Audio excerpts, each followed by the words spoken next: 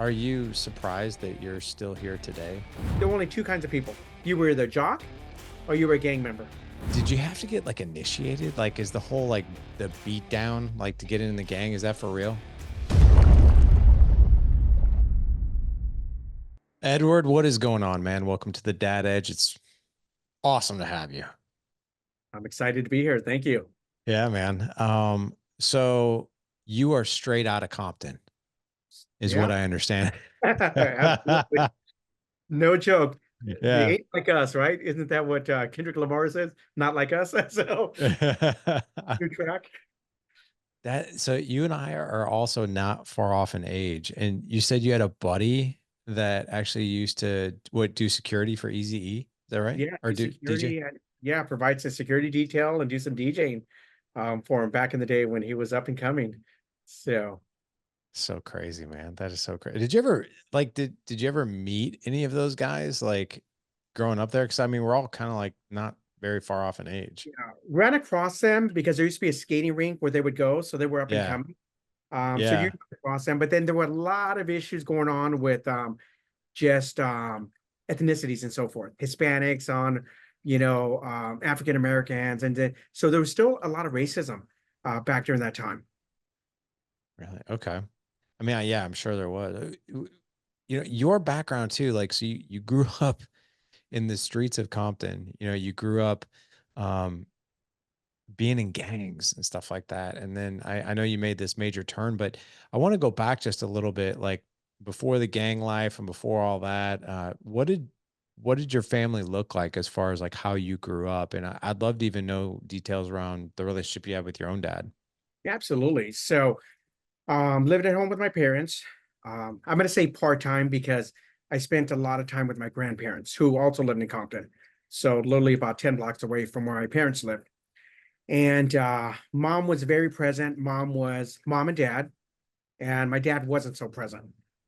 Dabbling in a little bit of that street life, but more just the party life and drinking, and his friends took priority. So I didn't have a lot of memories growing up with my dad. I never learned how to change a car tire or change oil.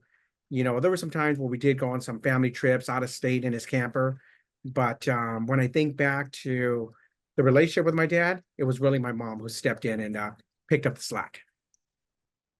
Yeah. So, and how so? Tell me about that. When I wanted to go do a little league, it was my mom who took me to practices, my mom that would show up. Um, when I decided to do this spelling bee when I was in elementary school, it was my mom who stayed up with me and practiced with me for weeks on end, in order to win the spelling bee. So she was just always the one that just stepped in, just stepped in. That's really cool, man. Are they still with us? Are your parents still with us? Still with us. So me and my mom have a great relationship. And actually, me and my dad have just started healing in the last couple of years. So we've started to now break down a lot of the barriers that we had. And, I always said that I was never going to be like my dad. And I ended up being almost a replica of him, the way that I treated my girls. My dad was very strict and stern. So if he said to do something, like you had to do it like on the spot or there were consequences. So it was just a very stern upbringing, when he was present. Got it. Okay. And so when you say, how old is he now? He's 71. 71. Okay. And when you say that you guys are healing, I mean, just going back on your relationship over the past 50 years, have there been times where it's been so tense, maybe you guys haven't spoken, or has it been like, maybe some distancing, or what's it been like just over the Oh yeah, years? there's been years where we didn't talk. We just stay distant. There was a point where I can honestly say I don't think we both liked each other. And my mom almost acted like as a referee. Wow. And so you mentioned, I know you have three girls, and I know the way your dad raised you impacted you. And it sounds that the thing that I find really, really fascinating is it wasn't something that you wanted. In fact, just judging by how you're talking about it, it was probably something that you were even trying to avoid. Is that correct? Yes, So Yeah. was doing everything I could to avoid it, but I just fell into that pattern of just workaholic and always trying to be number one, at everything that I did, and just an overachiever. But in the process, what happened was I lost focus on my priorities, not realizing that, my first priority should have been fatherhood, but it wasn't. It was work. It was the money. It was building my business. So, and because of that, my girls suffered, my family suffered. We were a house that there was no emotion, well, there was emotional support, but it was from their mom. And I was a toxicity that would just come in like the Tasmanian devil, come in and stir shit up and rile everybody up. And then I would just roll back out, to my office. So, We say this a lot, but what we focus on grows and what we focus on expands, even if it's the things that we're trying to avoid. I think your story is pretty interesting because you were trying to avoid these things. I'm doing this podcast. I've been doing this podcast now for 10 years, and I started Dad Edge because I was raised in a chaotic environment, and I was like, I'm going to be a good dad. And I was focused on all the things that I was trying to avoid. And I didn't know this at the time, but what was actually happening is what I was focusing on were the things that were actually happening. So I'm like, well, I know I'm not going to be impatient with my kids. I'm gonna, there's no way I'm gonna lose my patience with my kids. I'm not gonna get angry and yell and that's the stuff I was doing. Like it mm. was literally the stuff I was doing. And what had happened, I'm like, man, I'm trying so hard not to do this. Like, why is it happening? I know my reasons for that. And but what do you think, even though you were trying to avoid treating your girls, the way maybe you were treated growing up, why do you think it still happened? Well, I think what happened was I was trying to prepare them for success. And the reason I say that is because my girls were forced to read motivational books and leadership books. So I always taught my girls that never depend on a man. So you had to go to college, you had to get straight A's. So in my mind, I wasn't raising my daughter. Well, let me take it back. I don't think I was raising my daughters the way my dad did from a certain extent, except that I did the extreme other side, which was you're not going to depend on a man. You're never going to show emotions. You're not allowed to cry. You have to be strong. Like I was raising these strong, unbreakable, little clones of me, overachievers. But in the process, I forgot they were little girls. And because of that, they developed PTSD. So it was so bad. My daughters were not allowed to go to therapy because to me, therapy was a crutch. And that was a Really? fight that happened in our household. It's like, no, if you go to therapy, that's weakness. And my girls aren't weak.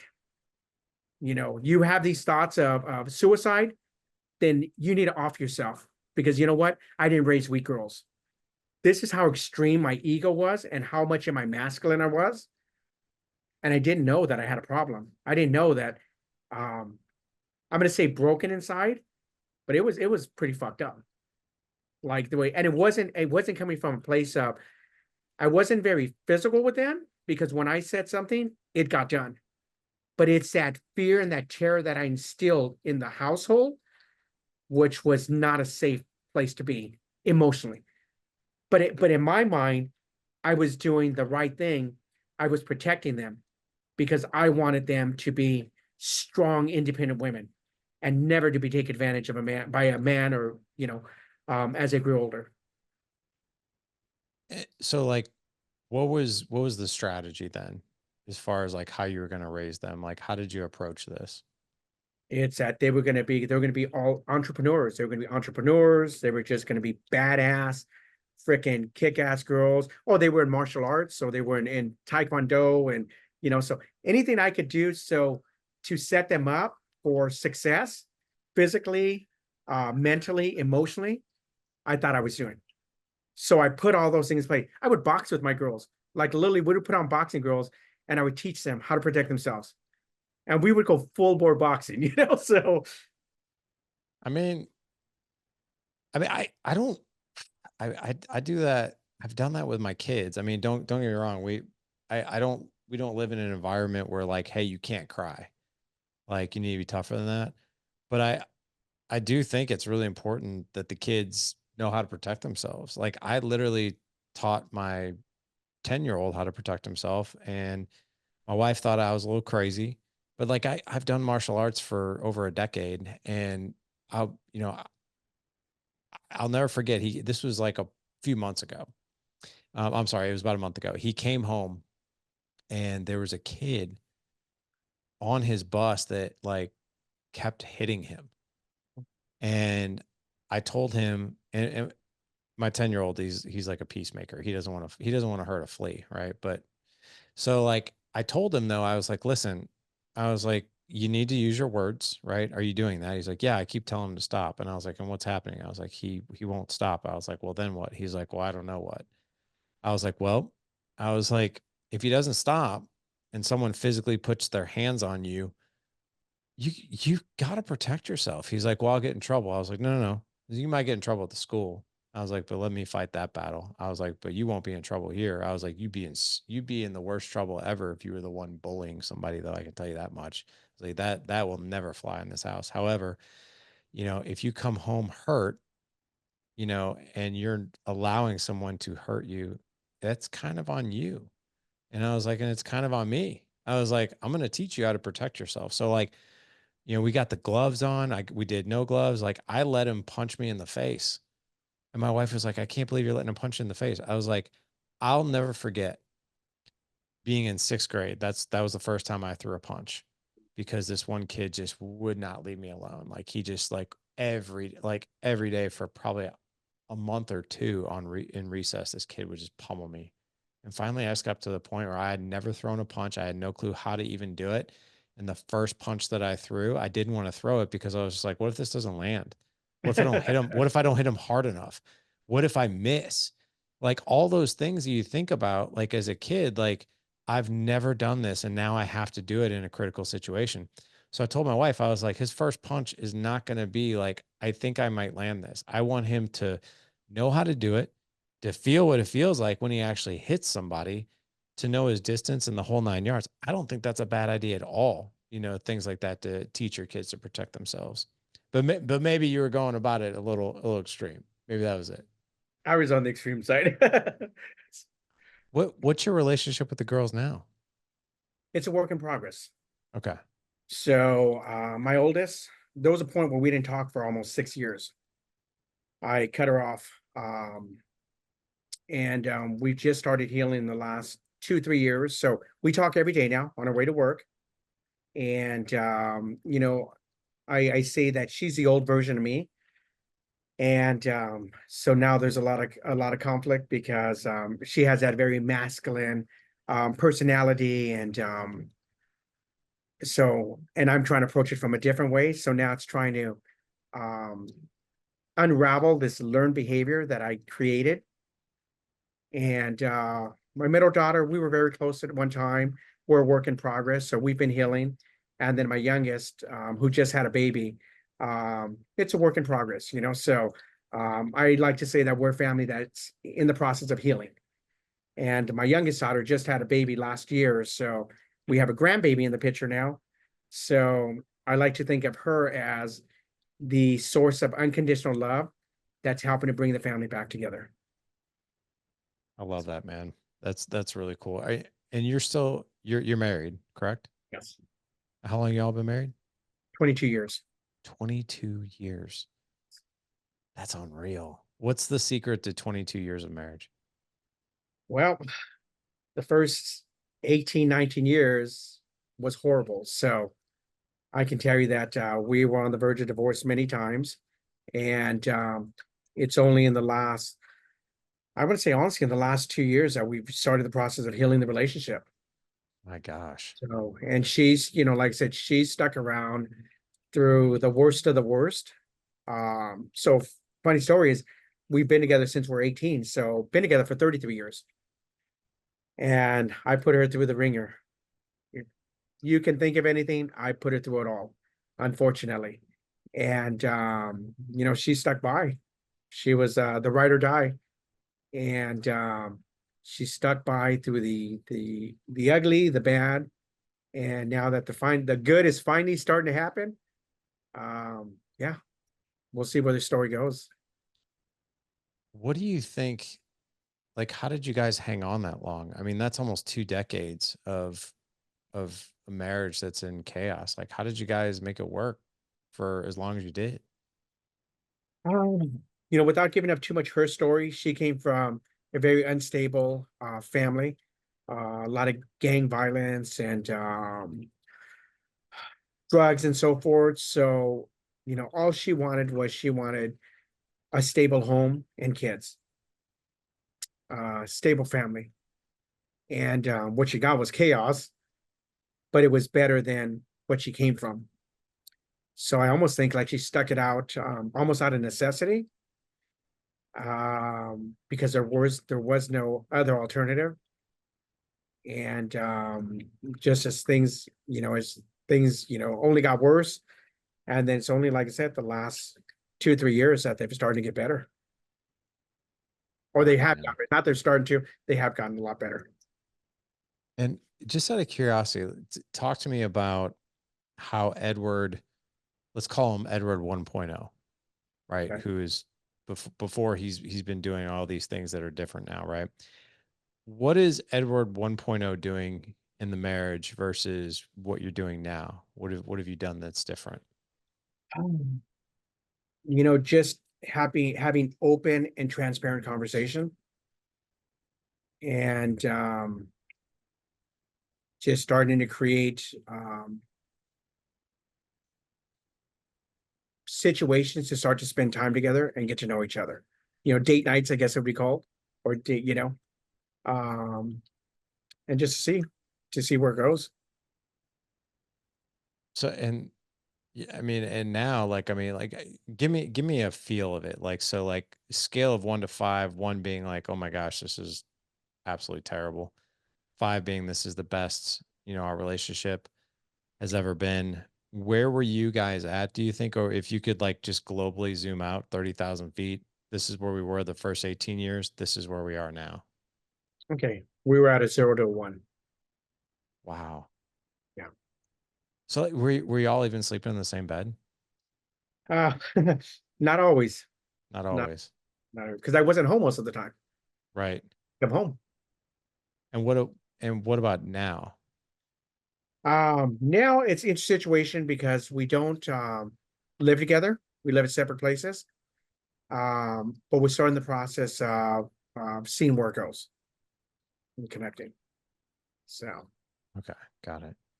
I I'm really curious about your story, like the gang thing. So I know we're kind of going back and forth here, but how old were you when you were in gangs?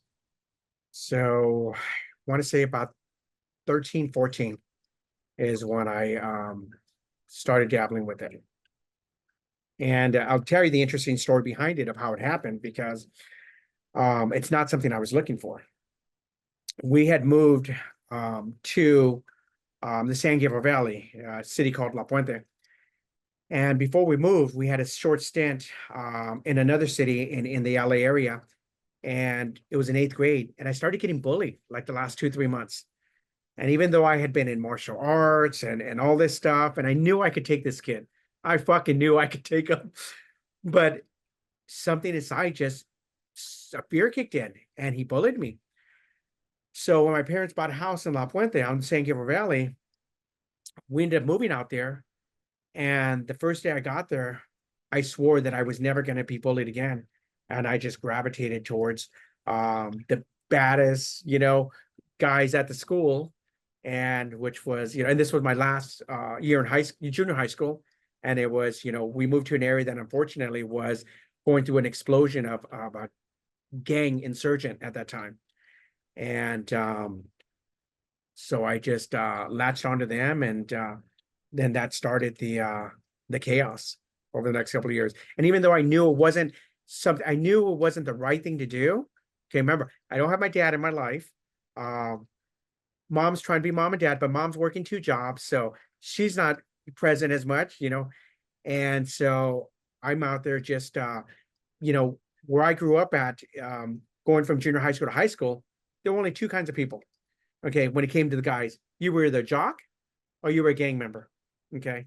And I wasn't a fucking jock. Okay. So, but at our school, we had about 800 or 900 gang members. Okay. At the high school. So it was a very overpopulated infrastructure of a gang presence. So,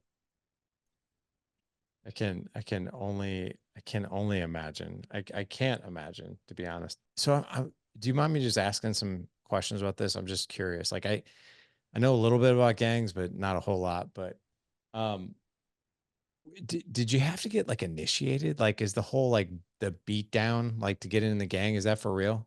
yes, Oh man, how bad was that? very bad. Oh God, 12 people. 12 people, and you didn't, but you probably took out like 9 of them, right? No, yeah, in my mind. Right. Oh my gosh, that's crazy. What do you think was one of the worst things that you experienced being in a gang? Um, losing friends, losing friends to drive-by shootings, losing friends to um, yeah, just death, death surrounded. Um, Are you surprised that you're still here today? Like, were I you was ever?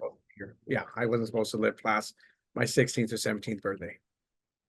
Wow, it's unreal, man. And then how do you leave a gang? Because like I've heard that like once you're in, like it's actually very hard to get out. Is that right? Yes. So like how did you end up leaving? Well, my dynamics were very unique because we all got expelled out. We all got pushed out. The sheriff's department came in, and there was just so much gang violence going on in the communities that they literally came in and broke everybody up and started shifting everybody out to different schools, continuation schools, because it was that much of a presence at the high school at that time. And so I get to a new high school, a couple of cities over, and it's totally different. Now there's car clubs and party crews, and so I just started getting myself involved in fun things, and still kept some connections with that life, but I was now almost having a redo over of high school. My junior and senior year, I got to experience fun parties, like the right kind of parties, not parties that you go to, they're gonna get shot up or there's gonna be tragedy. So, and then just as I dabbled into getting involved in politics at an early age, so coming out, um, it's almost like I'm gonna say I got a pass, so to speak, but there was never closure to that chapter. Let's put it that way. I was able to earn, um, I'm just going to say respect or just my credibility um, through other ways, by taking a more prominent role in the community. So I was left alone. So There was, this blows my mind. Like, and I know your story. Like, so you go from a kid who's in a gang, right? And very violent gang to where like, you see death, you see all kinds of things, see horrific things, and then you become the youngest mayor in the United States. of a city at How the time. how does that happen? That's crazy. Well, and you were what, 26? No, I was 20 at the time. Got on 20. got on city council when I was 20, and then became the mayor. Actually, mayor. I don't think I was old enough to drink when I got on city council. So I became the mayor at 20 or 21. Oh I'd have to my go back. That's in gosh. 83, 93, 94, 95, 96. Yeah, I've mayor was never 20. even I can't even imagine like if the city I live in, if the mayor was like 21 years old, I'd be like, why is a kid running our city? But like that's crazy, man. So like how do you make that transition though? Like I know you said you had some respect and all. I'm talking about like more up here. Like someone who grew up the way you did, right? And experienced what you did.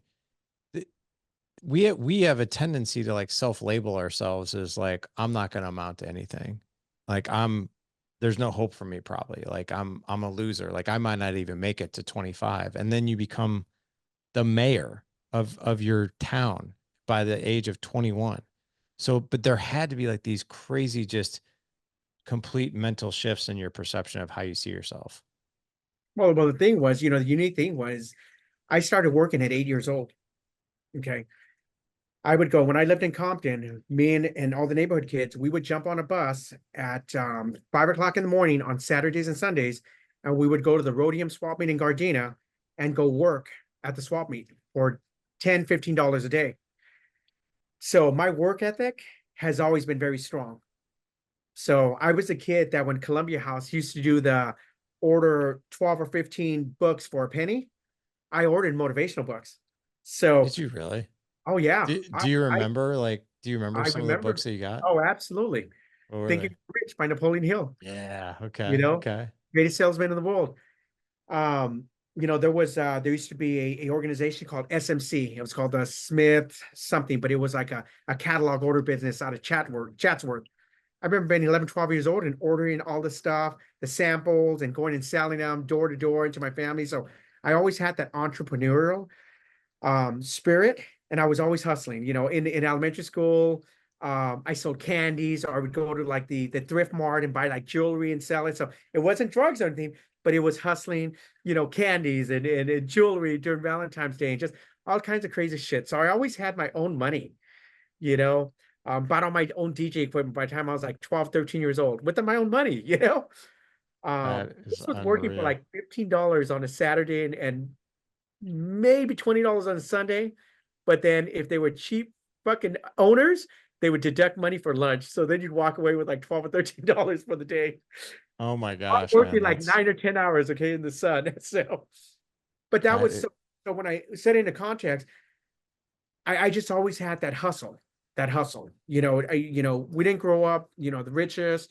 We weren't poor, but we weren't, we struggled. But yeah, I didn't want to struggle. I didn't want to live paycheck to paycheck. So when we moved and I made that shift into gangs, I honestly, it wasn't by choice. It wasn't by choice. It was almost by necessity because here's that scared little boy inside. And I refused to go into a new community where I don't know anybody and to now feel that fear ever again. And it was that fear that's like, I'll do whatever the fuck it takes. Sorry. Do whatever it takes to make sure that that little inner child is never experiences what he experienced for that short amount of time.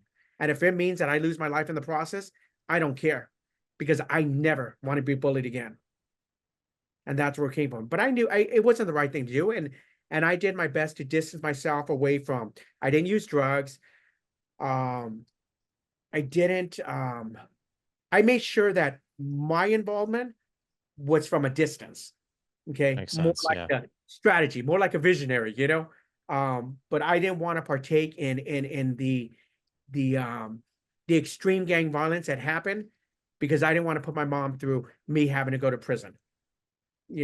So I was able to calculate it in a way where I didn't get my hands dirty, if that makes sense. That makes sense. Yeah. Yeah. That makes a lot of sense. That's just wild. And then you go from politics to being a cop, like a police officer. So when I got to the new high school, there was this resource teacher that I had this class, and she saw something in me, and then she's like, you know what, you're a good person, and she says, you know what, my husband, he's the in charge of the Explorer program for the sheriff's Oh department. yeah. Yeah.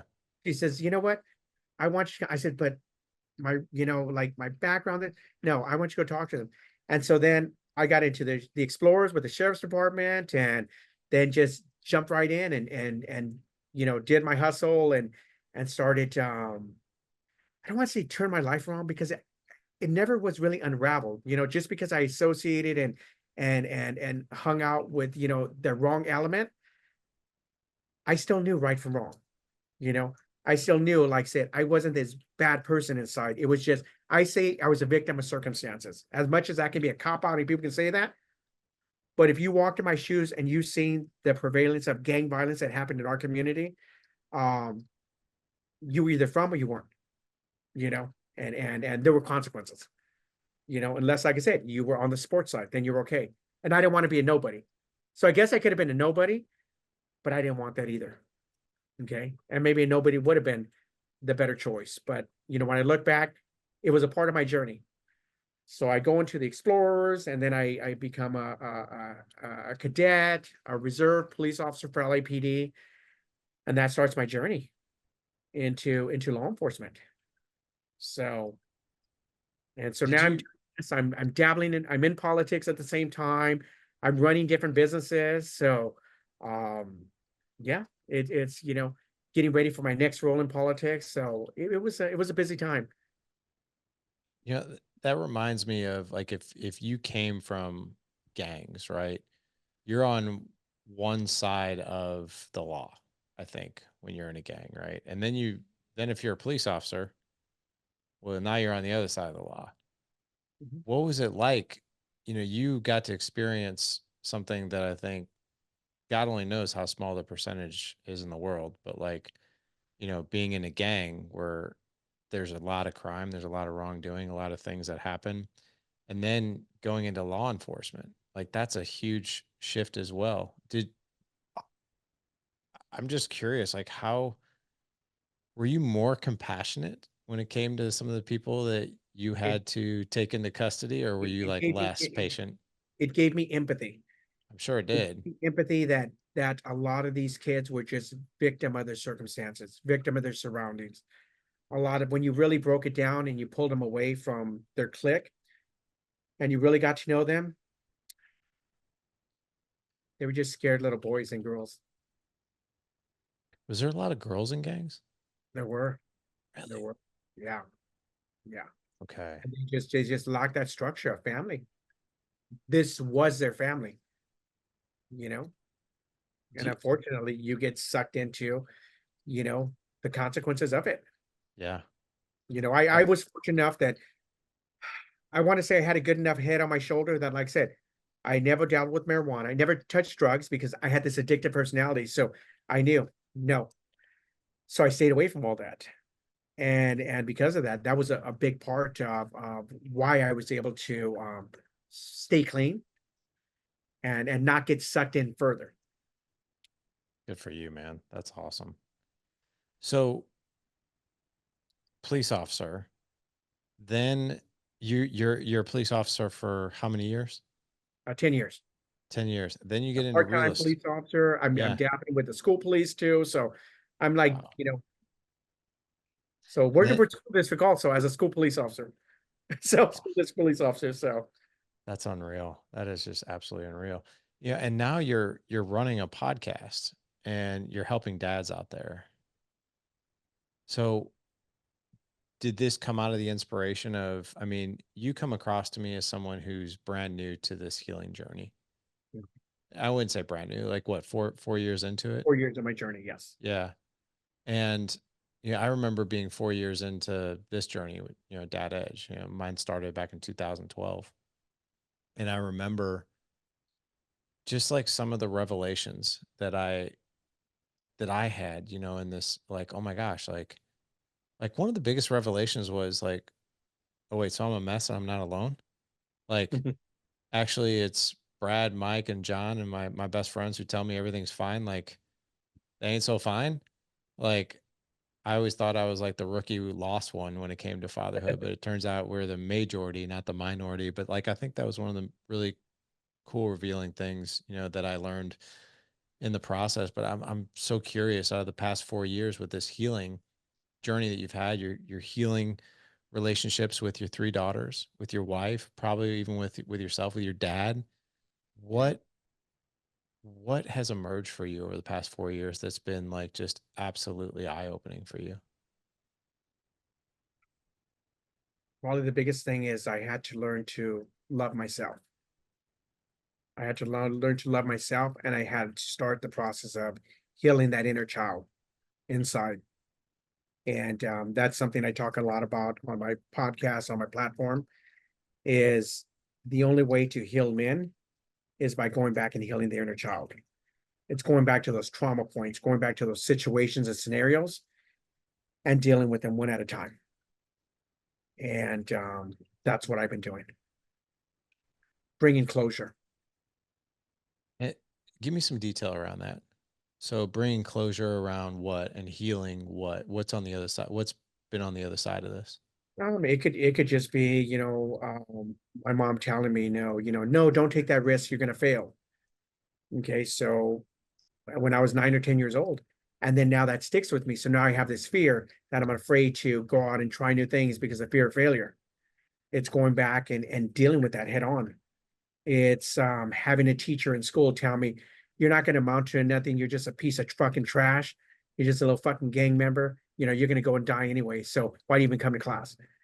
So a lot of little things that come up, um, which I get that, especially in high school when we dabbled in this life and we dress a certain way, but we're still kids inside. We're not bad people. Like I said, if they really got a chance to know us at the time, they'd really find out that a lot of us really didn't want this.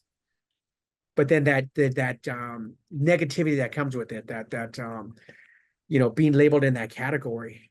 And so what do when you're told enough times that you're a piece of shit and you're not going to amount to do anything? Then what do? You just revolt and you just show them, okay, I'll show you what I'm capable of. I have the ability to control life just like you do, but I'll act on it. And that's the difference between me and you. I like that. Do you ever feel and I'm asking this question because I have felt this way Mhm. that why did it take me so damn long to learn this stuff? Mm. Do you ever feel that way? I do. I went through a journey of that. Um, but then I realized that everything that I went through prepared me to get to this point. So Because if yeah. I'm going to start the process of healing my ancestral lineage, if I'm going to break this toxic cycle, then I needed to go through it firsthand. I needed to go through the trials and tribulations, the ups and the downs, in order to be able to. If I'm going to sit here and talk the talk, I got to walk it also. What's Yeah. talk to talk, walk the walk? You get what I'm saying. But I needed experience firsthand. I needed to be a piece of shit dad. I needed to be a narcissist.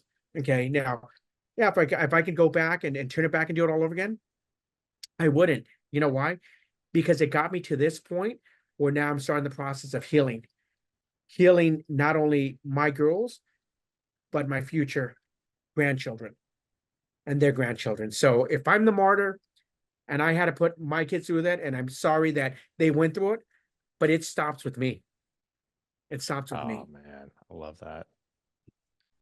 Let me ask you this. What message do you want to send to guys? You've got three daughters, 28, 22, and 20, right? These are adult daughters. And yet I'm sitting, you know, across from a man who has made a decision when they were, 24, 18, and 16 that not on my watch. This is not going to happen anymore. I'm going to heal. And there's a lot of guys out there that, have kids that are way younger than yours, younger than mine. And they're like, it's too late. I've already screwed up. It's too late. What do you want to tell those guys? It's never too late. If you have girls, be a girl dad. I wasn't a girl dad. Oh, you're not putting What, makeup on me. You're not gonna do this shit. You're not gonna paint my nails. No, be a girl dad. Show emotions. It's okay to cry in front of your girls or your boys, in front of your kids, and shut the fuck up and listen to them oh yeah. because Love, their whatever their perception is, that's their reality. It doesn't matter what the truth is. Their perception is their reality. So the sooner that we shut the fuck up as dads and listen and acknowledge them, that's when the healing starts. Right I there. agree. I agree. I love that. Let's go back to your podcast and your mission um for fathers out there. You've been doing your podcast now for a year. Yes. What I know on this end of it, this is my 10th year podcasting, and I still to this day, man, like people ask me, they're like, "What is your favorite thing to do in dad edge?" I was like, "It's podcasting." A close second, if not tied, it's facilitating group coaching or one-on-one coaching. Like it's my two favorite things. And but the podcasting side of it is different than the coaching side of it. So the coaching side of it, right? I'm teaching, coaching, helping someone else learn. But on the podcasting side, I still view myself as a student to where like, hey, how can we leverage, this person's expertise, right?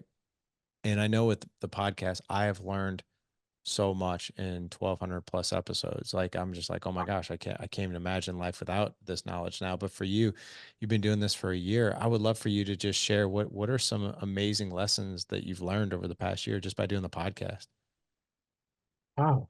It's just, every podcast episode that we do, I'm always looking for pulling out that best practice, that tool.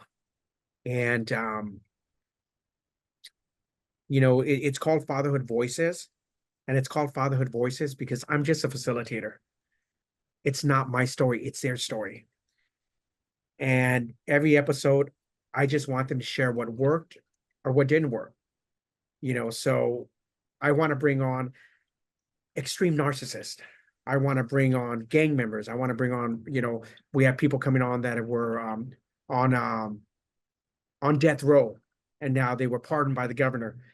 I want to bring on people to show that it's never too late, that you can be the worst of the worst, but there's still a process to heal. You can still start the process of healing. And I feel that I'm the right person for it because I've walked the walk and I talk the talk. I've done it. I've been an extreme, in my masculine. I've allowed my by not showing emotions to damage my girls. But we brought on, men. We started with just men, but now we've brought on women too. Women that want to share their stories of how their dad impacted them or didn't show up for them. We brought on children to share their stories. So it's kind of the way it started and the way it's evolving. It's going to be interesting to see how it goes because, um, from it we launched Motherhood Voices and Childhood Voices now. Because what I'm coming to learn in this last year is what this podcast is about. It's about healing. That's what it's about. So Fatherhood Voices is a perspective on how your father impacted you, good or bad. We don't just bring on bad dads. We bring on good dads too. And we want to, what are some things that worked? Yeah. So, but what we do is we try to extract a lesson from each guest, and then we create these free resources. So I'll give you an example. We have something called the Pinky Project or the Pinky Promise. And this is a mom came on and said, you know what? My husband was molesting my daughter at 5 years old.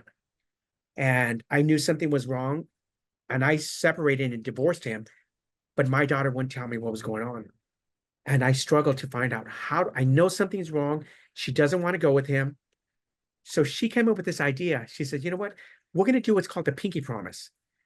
And we're going to do this Pinky Promise. And you can tell me anything you want. And it's going to be our secret. And that's when her 5-year-old daughter said that her dad was touching her inappropriately. And she says, okay, well, this was at Thanksgiving time. And she says, okay, well, do you want to tell your grandma? Can you tell her the Pinky Promise too?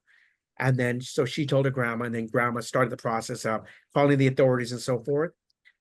But that would have continued. So that went on for about a year before it was exposed.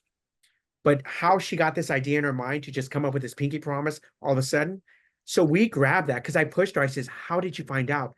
And at first she couldn't give me an answer. And then she says, well, this is what it was.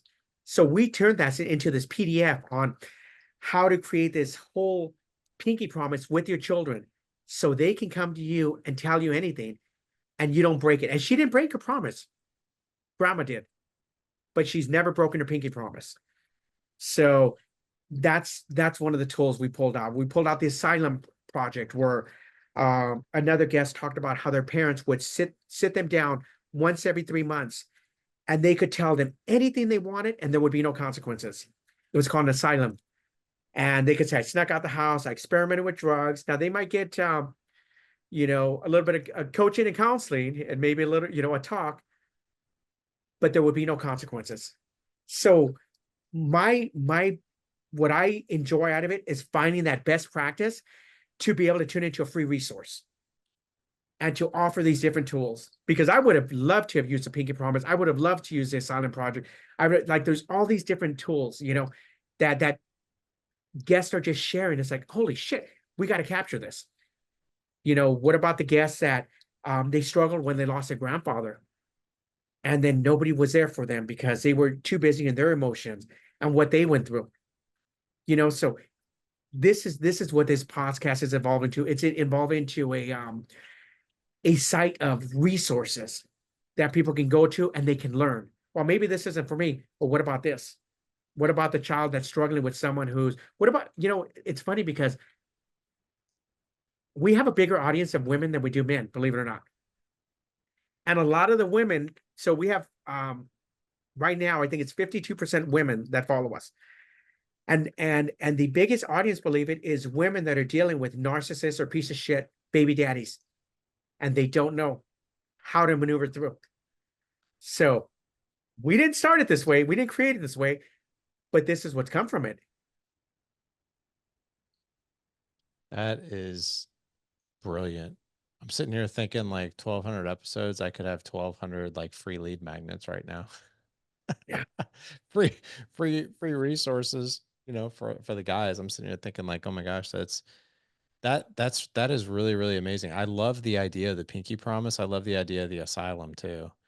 Like it's almost like it's creating like this container, of such psychological safety where the kids are they're gonna tell you things that they otherwise wouldn't. That's just super cool.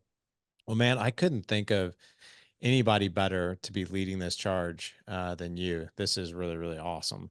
I want to make sure that the guys can find you and all your resources. Subscribe to your podcast, Fatherhood Voices. Where's the best place for them to find you and connect with you? Okay, so on Instagram, it's Edward Rodarte, RODARTE_. So that's the Instagram. And then for the Fatherhood Voices podcast, it's on, all the channels, Spotify, YouTube. But it's Fatherhood Voices. And we have a big following on YouTube that we've been able to garner, and we're really building some strong momentum on Apple and Spotify and so forth. So yeah, it's been a journey. It's been a That's journey. awesome, man. Well, dude, I wish you seriously the best of luck. I think this is so amazing. Guys, go check out everything that Edward is doing. This is such good stuff. Go to thedadedge.com/Friday 174 for this show. Again, thedadedge.com/Friday 174 for this show. I'll have some resources in there for you guys, along with Edward's Instagram handle, along with his website.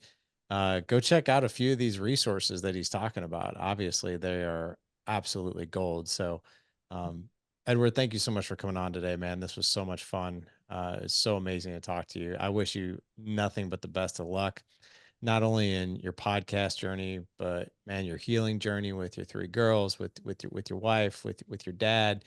And I wholeheartedly appreciate you just pouring your heart out for us today, because man, you just gave us such a beautiful glimpse into your life. And I know some of the things that we talked about weren't the easiest. So thank you for doing that. No, thank you. Let's definitely get you on also. I Let's would get love you it. on your story. I'd love to do that. That'd be great, man. All right. I will talk to you soon, brother. Okay, thank you. Bye-bye.